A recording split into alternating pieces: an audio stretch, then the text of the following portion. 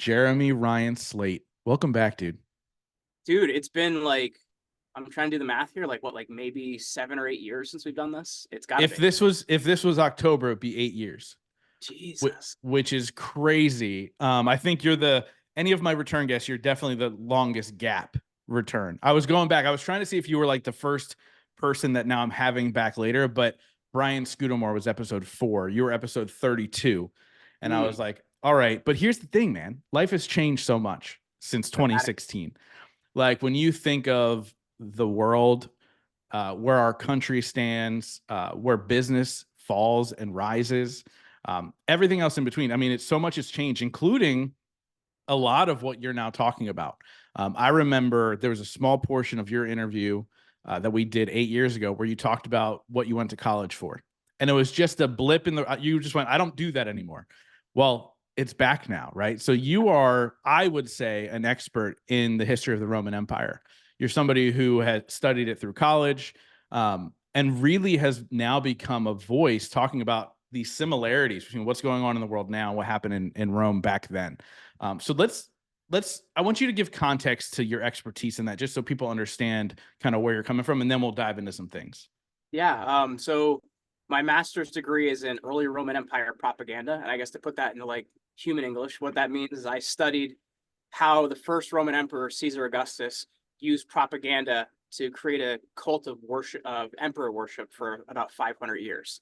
And then so in studying that, I learned a lot about, the divinity of the emperor and stuff like that, and like how they were able to use propaganda to control people. And in the last couple of years, I've studied a lot more of like late antiquity, which is kind of the last 200 years of the Roman Empire. So it falls in 476 AD. And I've also filled in a lot of the early Republic, which is 509 BC. So, and I think the thing that's confusing about Rome is people think of just like the Roman Empire and they're like, Julius Caesar, he was like the first emperor, right? And he wasn't. He was actually one of the final characters in the Roman Republic. So the Roman period is really 3 eras in time. It's a kingdom first in 753 BC. It becomes a republic in 509 BC and an empire in 31 BC, where it lasts until 476 in the West, AD, and 1453 AD in the East. So just to kind of like lay it out, I think that's the major confusion people have when they think of Rome, is they think of just, like emperors and things like that. And it's actually a smaller part of the actual history that people realize. Yeah, and so it's so funny. Obviously, you're now talking about all this stuff because what went viral on TikTok and Yeah. Instagram Reels about, that girls asking their significant other, like, how often do you think of the Roman Empire? I would think about it from time to time, certainly not every day, but then I honeymooned, for part of my honeymoon was in Rome, Mm-hmm. and it became more of a thought, right? Learned a little bit of the history, as far as like how it was built and what kind of went through. Now, you mentioned Caesar was not even during the empire part, right? No. So So it's why is he so popular in like the grand scheme of things?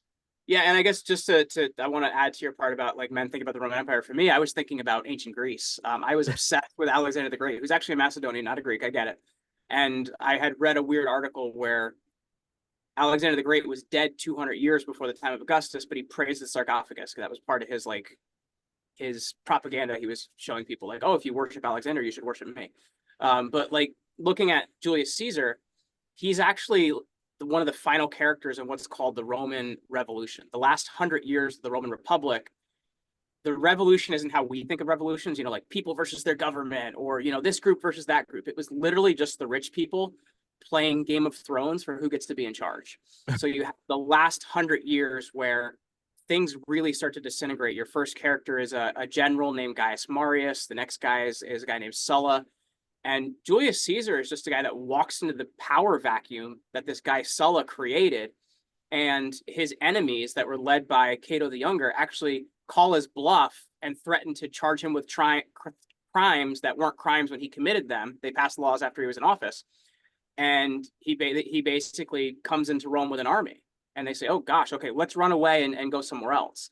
So I think that's the thing people don't understand about Caesar is, was he bloodthirsty in a 10-year war in Gaul? Absolutely. He probably killed 1 million people. But in terms of like leadership, he was really just a man of his era, and he played the game a lot better than the other ones did. And they called his bluff, and he kind of won over that. Interesting. Interesting. And obviously, because again, I think anybody who doesn't know and anybody who isn't educated like you, they're going to be like, okay, that's the guy. That's the guy when you're in Rome. That's all they talk about. Like Yeah. Julius Caesar's the guy they talk about, which is super fascinating. Well, I think that the interesting part about that though too is you have to understand that like he's the last guy in the Republic, but the first guy in the Empire is his adopted son. Because what you could actually do is adopt full adults in the Roman Empire or in the Roman era. You'd be like, Justin, I really want you to be a Slate, so I'm adopting you as Justin Schenck Slate, and you have my podcast, you have my house, you have my any money I may have. There's not a great deal of it, but hey, it's yours. That's how it worked. That's how it worked in the Roman era. You could actually adopt somebody. They get your last name, but they also would inherit everything you had.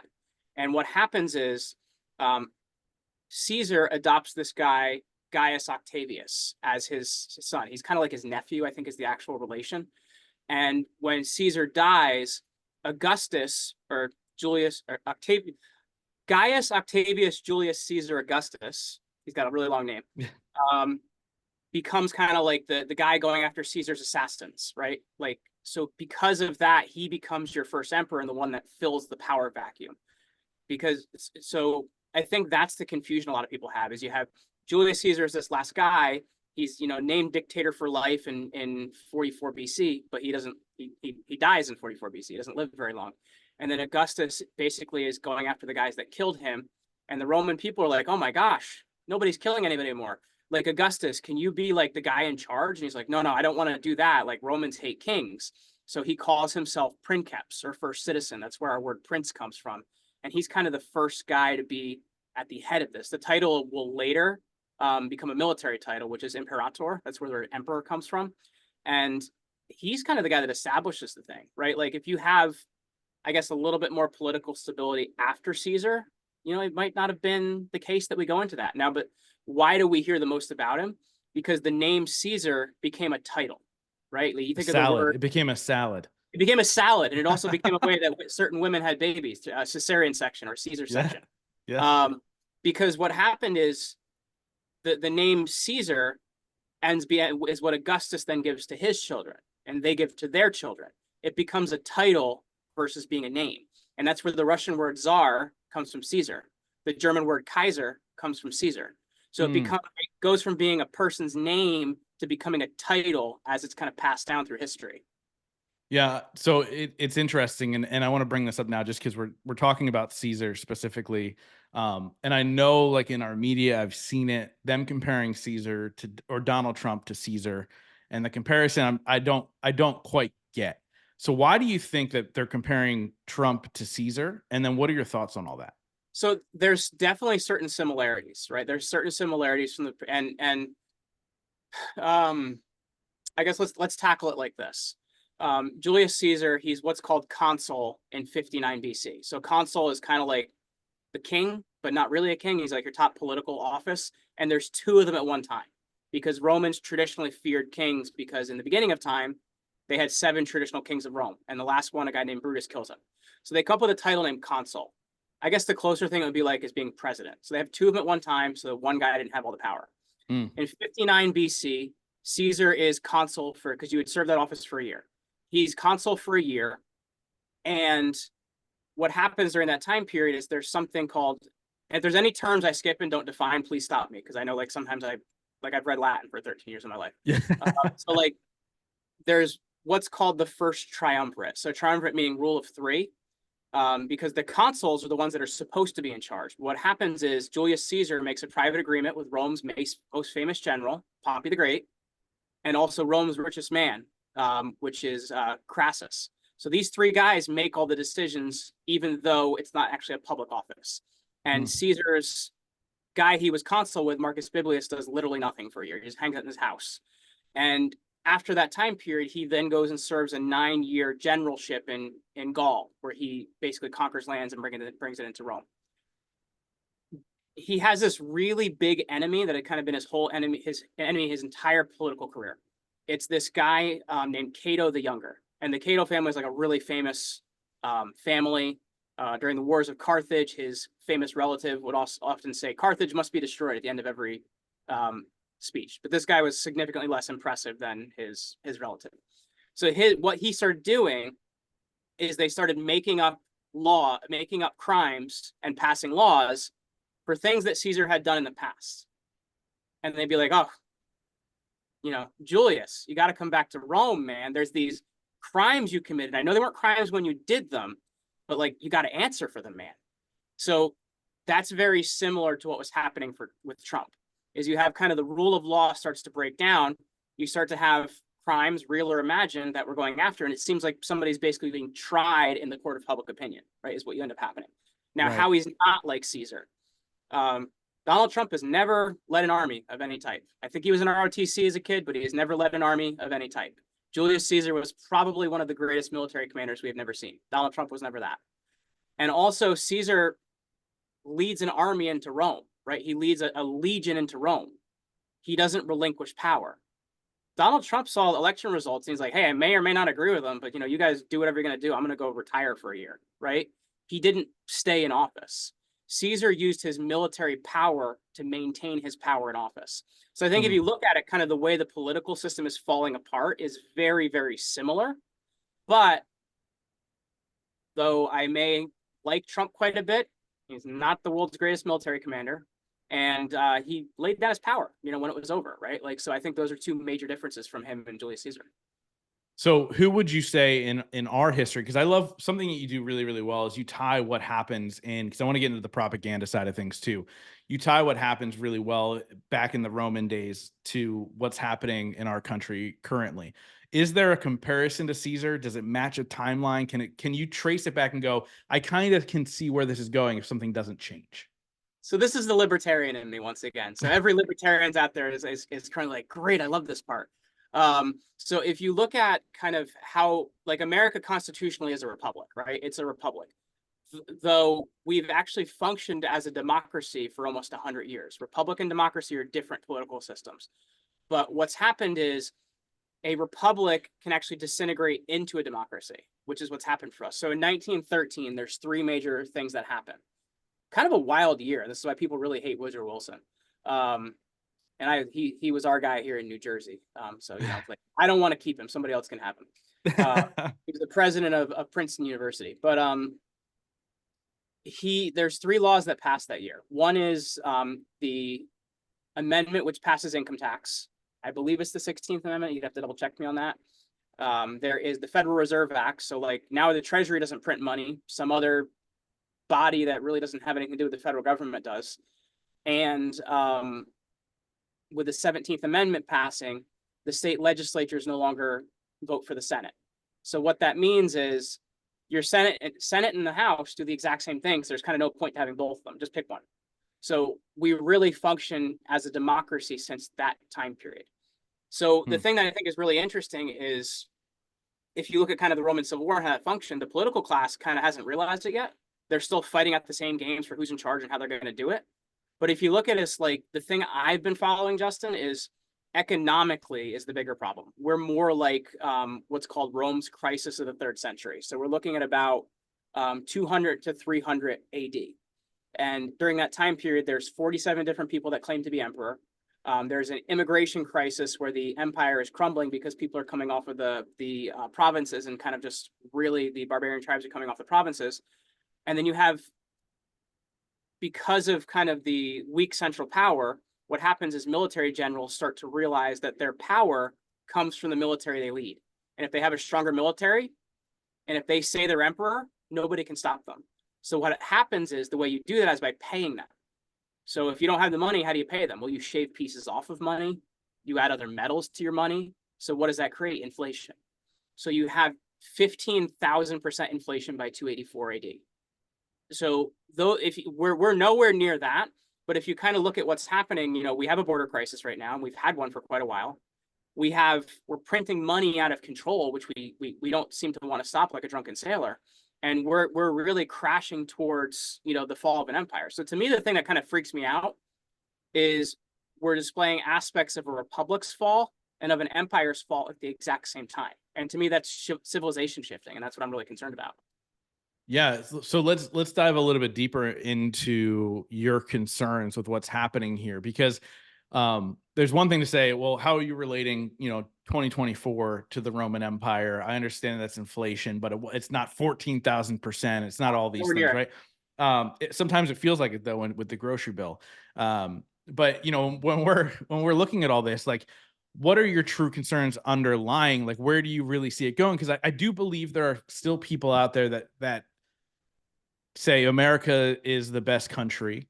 I believe, at least on what it's supposed to stand on, I believe that. They think we're too powerful to fail. They think all these things, but when the grand scheme of things, we're babies. We are, but I think part of the problem is technology has caused things to go a lot faster than the Romans ever could have thought, right? And I think our ability to they didn't know what trading off a derivative meant. Like we're basically able to take money off of a mortgage and invest on that money that fell off a mortgage. Like our financial system is more complex than at any time in history. So I think that's the scary part is technology and kind of how we play with our money is something that's kind of making this go faster. Now, as you said, we're not at 15,000% yet, and it's going to take some time before we get there. Hold But on, hold on. You said yet. well, because I think that the point is, like, if you look at it, like, there is a couple congressmen that wear this pin, which has the national debt clock on it, and it seems to just go up all the time. And if you go to debt, I think it's debtclock.org, or it's .org or .net. But if you put it in, you can see how fast this thing is moving. Like we're like almost $40 trillion in debt at this point. Like it's almost more than our gross domestic product of the country, like more than the country produces every year. So Yep. the thing you have to understand is like, when people talk about bankruptcy, it comes a little bit at a time and then it comes all at once, right? Like if you have creditors, which are other countries, we owe $2 trillion to China. Like we have a lot of things that could become a problem for us if countries start to call in loans. But also the thing you have to consider is the reason we're able to do this is because of the power of the US dollar. Right now, I think about it used to be a lot more, but it's now like 53% of the world trades in the US dollar. So it's still kind of the global currency. That's changing a lot because countries we pushed around in the last 100 years, like China, Russia, South Africa, they've gotten together and they've created a currency called BRICS. And what's happening is all they have to do, Justin, is start trading oil and a currency other than dollars, and it's all over, baby. So I think that's the thing we have to get concerned about is right now things are good, but all we have to have is the oil markets change and things get out of control very quickly. Yeah. It's by the way, this website's nuts. I'm looking Isn't at it it now. nuts? The usdebtclock.org is the website, and just the numbers that are just constantly going up. But it also talks about like the US population, the homeless, bankruptcy, stuff like that, which is fascinating to look at a micro level to be like, how are these decisions affecting the rest of what's going on? And when you talk about inflation in the Roman Empire, where did that end up leading them essentially? Like, how did everything kind of pan out? So when you look at the so we're talking about the 3rd century, and if you kind of want to know how that starts, everybody seems to love Marcus Aurelius, but Marcus Aurelius is what's known as the last of what's known as the 5 good emperors, and he changes the whole plan, and he names Joaquin Phoenix to be the next emperor. I mean Commodus, the next emperor, and Commodus is 16 years old when he becomes emperor, and he's more interested in being a gladiator than actually ruling anything, and because of that, there's only 2 emperors in the history of the empire that actually have their dead bodies dragged through the streets. One is Commodus, the other is Elagabalus. He really creates this kind of, time period where nothing's going well. Like the stability is kind of, after Aurelius is where things go downhill. And in Edward Gibbon's Decline and Fall of the Roman Empire, he puts a lot of attention on this. The 5 good emperors, by the way, they didn't name their kid. They named their next closest person to be their adopted child, like somebody they thought was best qualified for the job. So it worked really well for those 5 guys.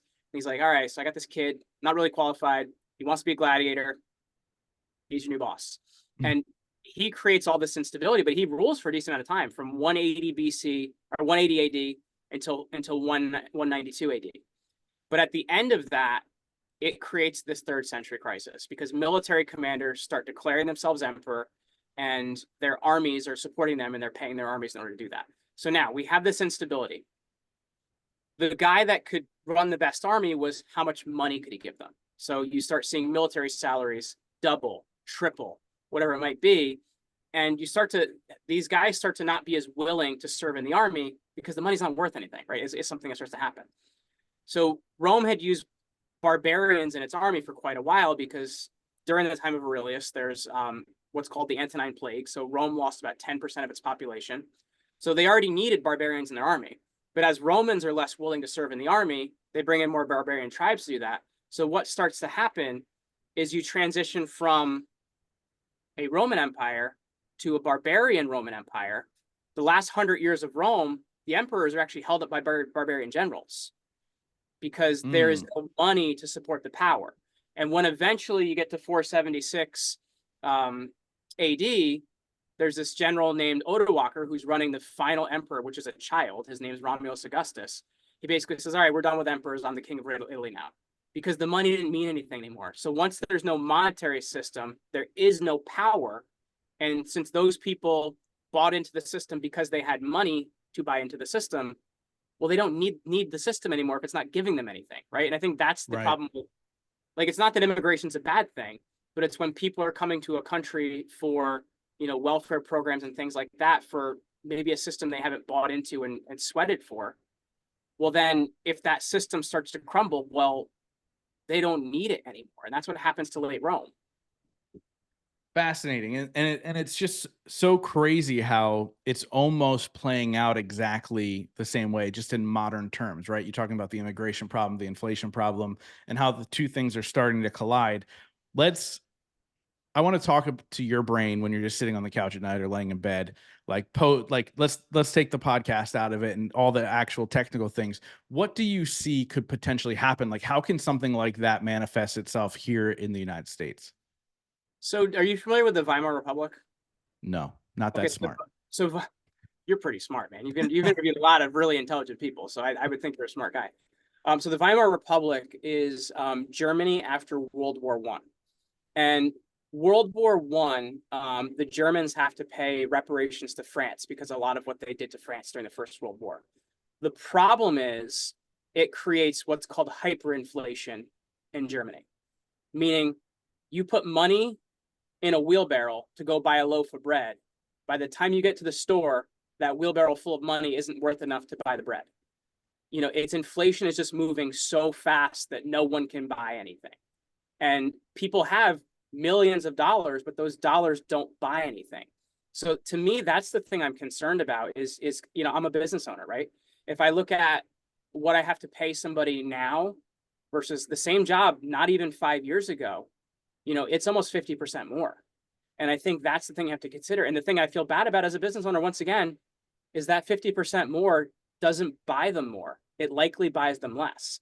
So that's the thing I'm looking like I had some car repairs done recently, Justin, and maybe it's a fault of mine, but I love Volkswagens. They're expensive to work on though, because they have a tool for a tool for a tool. And I'm by the way, I'm a Volkswagen Audi guy. So yeah. Okay. So there we go. So in 2007, I had a tricked out GTI. It did 13.1 on a quarter mile, which is pretty good in a Volkswagen. I had some work done, and I think at the time the work was like 80 or $100 an hour for the service person to work on it with stuff I couldn't do. Just had some engine work done on my Tiguan recently, and it was $140 an hour for that same work. So that's the problem that we're seeing is prices are accelerating at a speed faster than the money people are making, right? And part of the problem too is the way we're monitoring this is there's a couple different things. When they're looking at inflation in the economy, there's things they don't include. They don't include the cost of lumber. There's I don't know all the things off top hand, but there's a lot of very indicative things of how the economy is doing. They don't include in the cost of inflation, where if you looked at them, you'd be crying. And I think the other thing as well is we get these job reports every month from whoever's in presidential office. It's something they do. They don't include people that stopped looking for work in the unemployment percentage. So if you actually looked at what real unemployment is, it's way higher than what you think it is. It's probably likely closer to 20%. So I think that these are the things I worry about is I think we prop up the economy for what we think it is because, the Federal Reserve will mess with interest rates or whatever it is.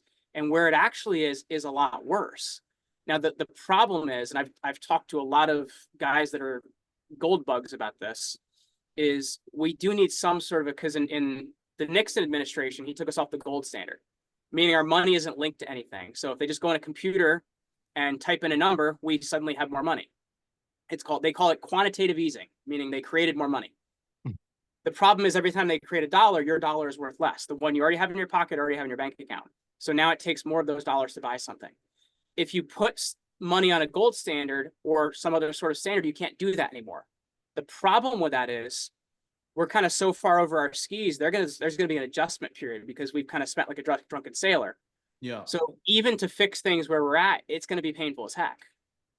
Yeah, and it's terrifying. I mean, I often think, just the cost of buying a house from 4 years ago compared to now. Like it's out of reach for most people, right? Like it is now officially out of reach to do that. So how There's far a are we? crisis right now too. I was just talking to a guy about this. Like part of the problem is, so I don't like for my house, I got lucky. We bought during the beginning of COVID, so my interest rate's like I think 2.7%. So it's like really good.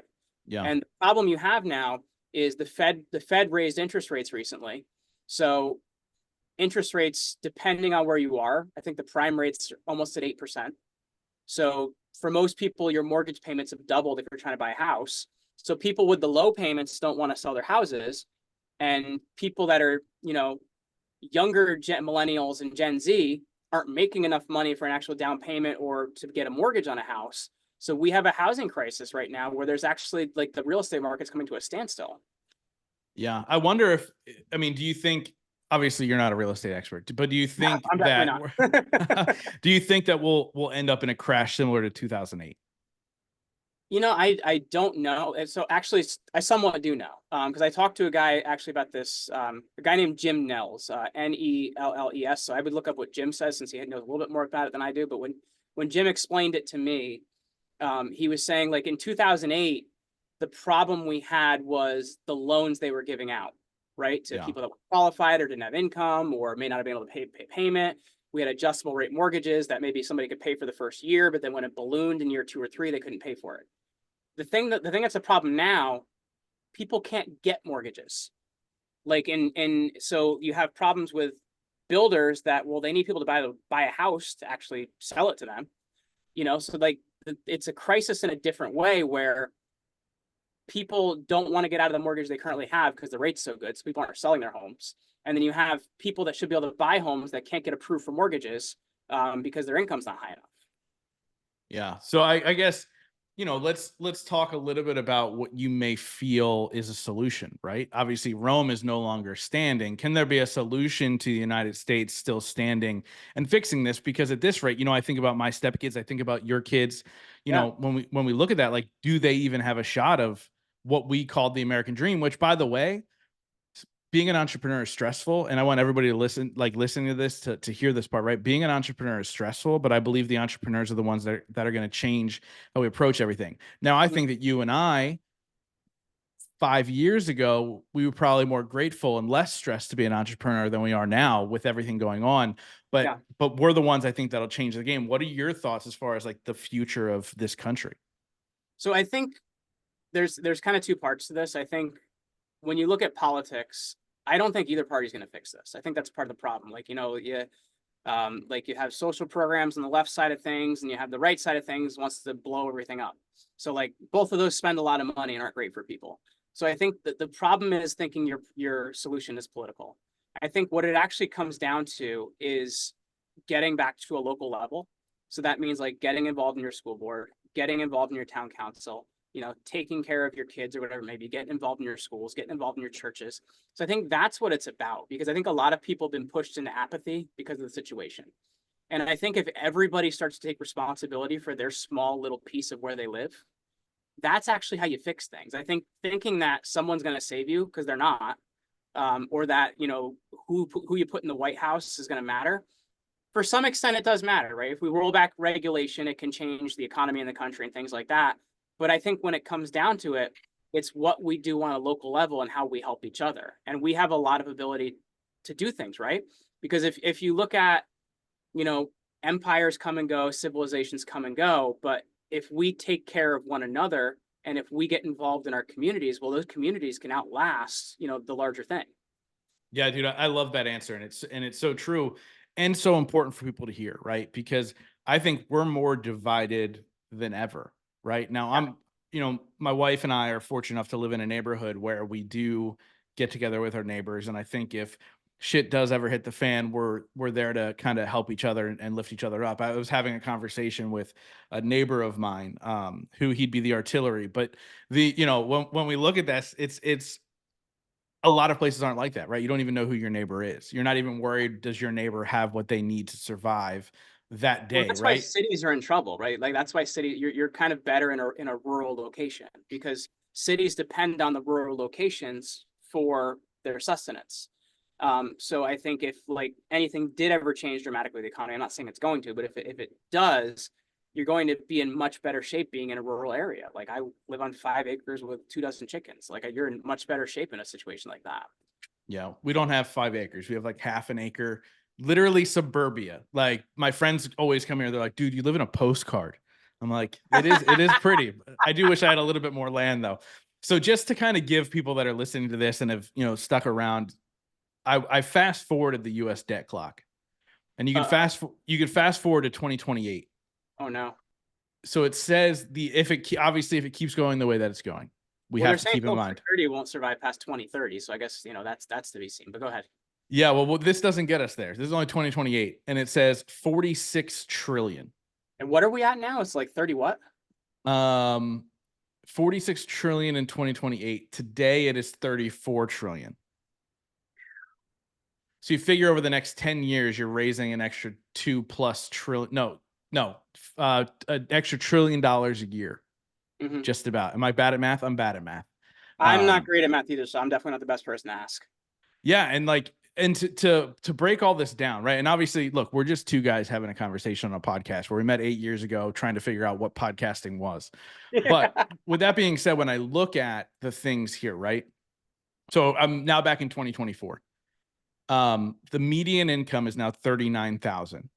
Mm-hmm. In 2000, it was 31,000. Now the median new home is 409,000. In 2000, it was 165,000.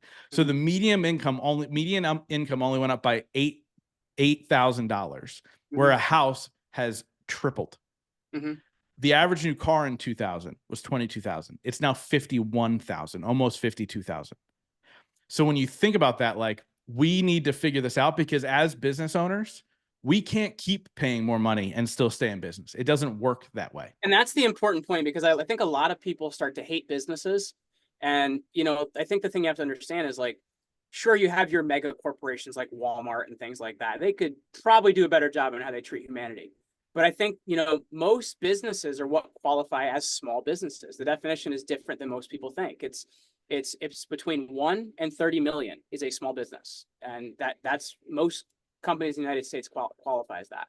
Yeah. So I think the thing you have to understand is like, that's where your jobs come from. So if their costs are going up because the cost of the things they're buying is going up, then they can't hire as many people and they don't have profits and their owners can't eat. And I think that's the problem you get into it. People start to blame it on businesses, but you have to understand inflation is the tax that everybody pays and you don't realize it, right? And then where's that going? It's going to servicing our debt and it's going to, international banking conglomerates. Justin, I don't know how conspiratorial you are, but if you want to, if you want to do an episode in the Federal Reserve, man, like you could have a field day there, because like if you think about it, right, the Federal Reserve Bank, for people that don't know, it's started in 1913, and I think it takes effect in 1914. It passes right after the Christmas holiday in 1913. The Federal Reserve is owned by its member banks. It's not owned by the federal government. It's not a federal organization. Member banks are JP Morgan Chase, companies like that. And then its main investor bank is what's called the BIS, or the Bank of International Settlements in Basel, Switzerland. So like the problem is the money is actually going to the banks, right? That's the issue. And then they make bad investments. And then the Fed just messes with interest rates and things like that to save them for the bad investments they make. It's like buying your own insurance for something you're going to do is wrong, and the consumer pays for it. The problem is most people don't know about this tax they're paying, which is inflation. Yeah. You know what's wild about that? I saw something, and you were talking about conspiracy theories. I saw something that said the Roman Empire just became the Vatican and the Catholic Church. And to some extent it did, and to some extent it didn't. And they say that the British royal family who was in charge just became the banks.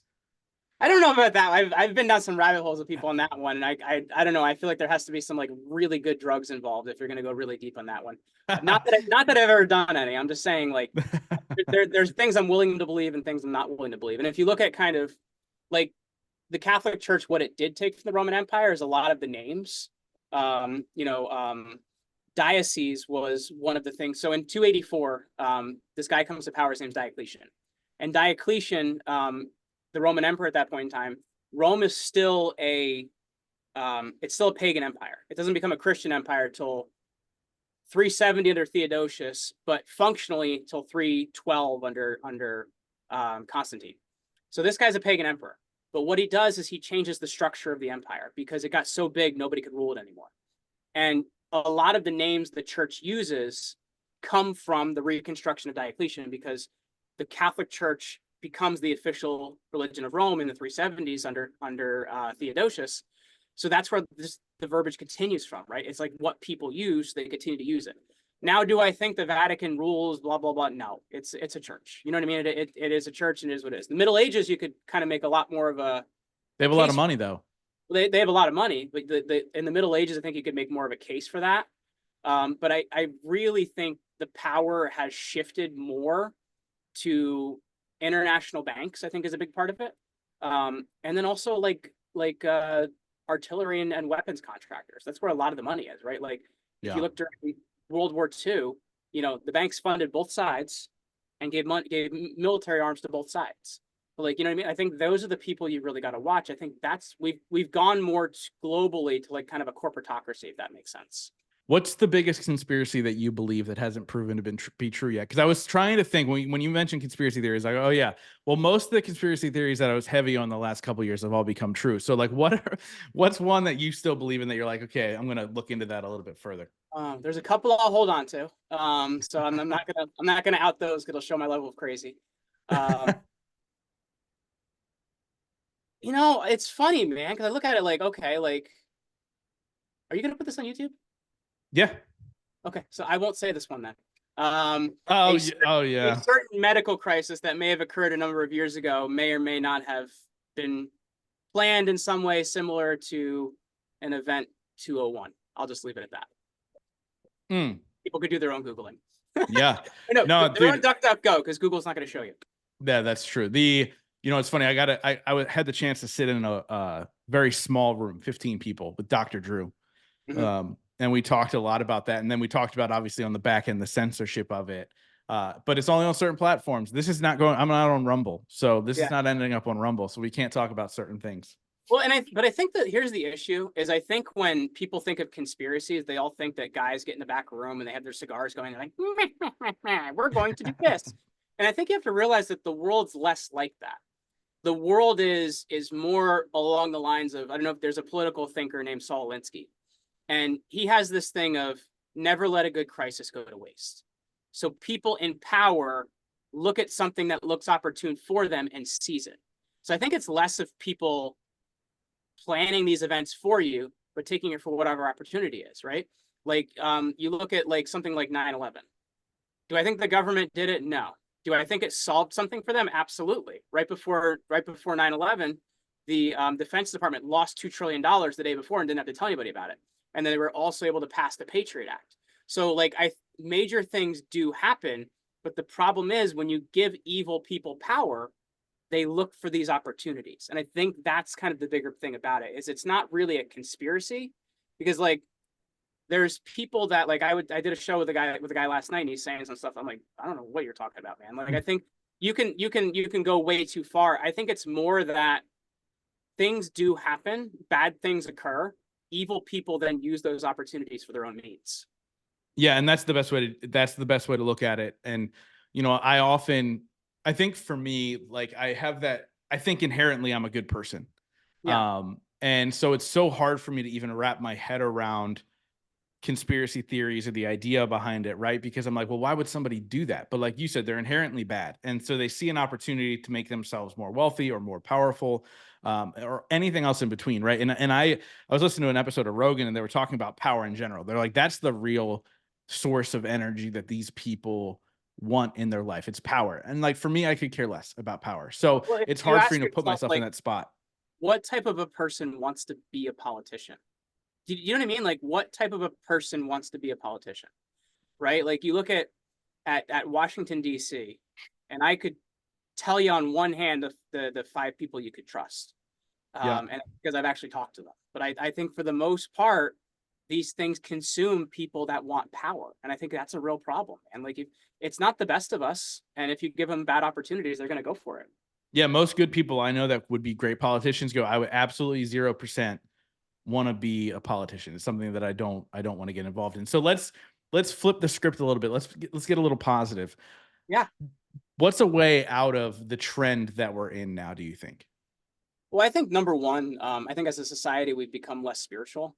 So I think, I don't care what your religion is, but you need to go out and practice it. You need to go out and teach it to your kids, right? I think that's the bigger problem is we don't have parents facilitating religious experiences for their children. I think that's really, really important. And I think number two, you can go about education the way you want to go about it, but like, I think I'm homeschooling. It's what we've been doing. It's what's worked for us. So whether you're homeschooling or not, I think you still need to take time and do things with your kids that involve education.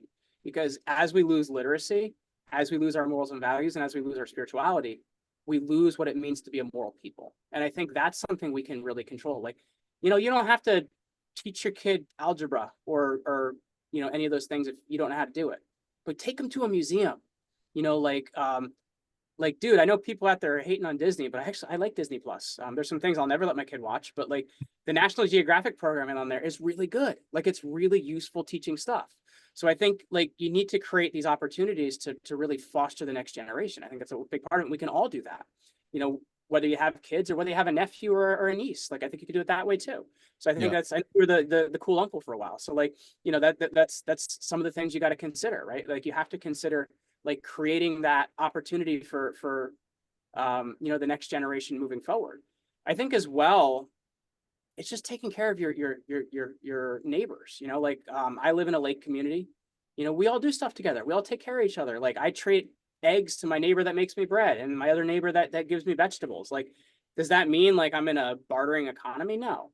But I think it's like getting back to doing some of those things on a local level and also buying local, like buying things from your local businesses so they can continue to hire people. Like, I think those are things we can all do, and they're very basic things, man.